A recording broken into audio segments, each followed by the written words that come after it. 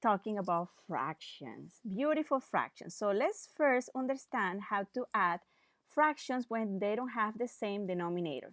So the denominator is basically going to be the one on the bottom. So let's say that you have 1/2 plus 3/4. You need to have the same denominator on both fractions so you can add them. So what I'm going to do here is that I'm going to multiply this guy by 2 and this guy by 2. And look, what I'm doing is just rewriting the fraction. And now, bingo, I can add it. I have the same denominator, and then I do 2 plus 3 is equals to 5. And then you get 5/4.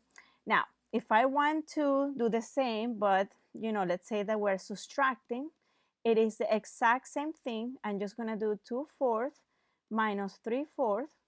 2 minus 3 is -1, so this is -1/4. Let's do another example. Let's say that you have something a little bit more complicated. Let's say that you have 1/7 plus 3/4 minus 1/2. So now you have a 7, a 4, and a 2. Remember, the goal is to make the denominator the same. Try to play with the numbers, and as long as you multiply the bottom and the top to every single one for the number that you're choosing, you should be okay. So I see that I have a 7, a 4, and a 2.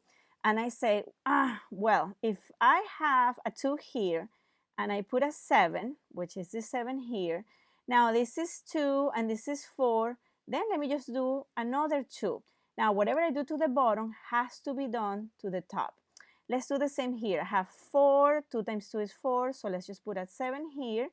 And finally, I have to do it to the top too. Here, I'm going to do 4, and I'm going to do 4. Look what's going to happen. 4/28 plus 21/28 minus 14/28. Notice how easy now my fraction is going to be.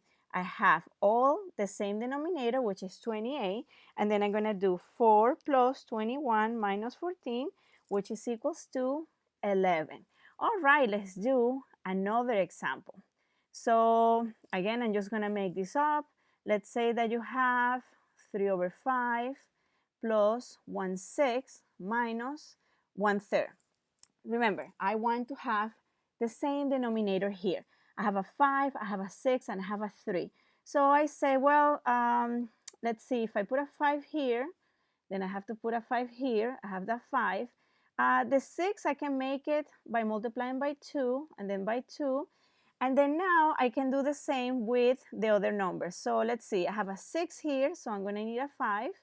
But whatever I do to the bottom must be done to the top. And if I have a 5 here, right, let's just put another color right now, then I'm going to need another number, which is going to be 6. Finally, let's rewrite this. 6 times 3 is 18/30 plus 5/30 minus 10/5 times 3 times 5 times 2, again, is 30. Easy. Now you have 30, and we can do 18 plus 5 minus 10 is equals to 13/30. Stay around. We're going to do tutorial 2, how to multiply and divide.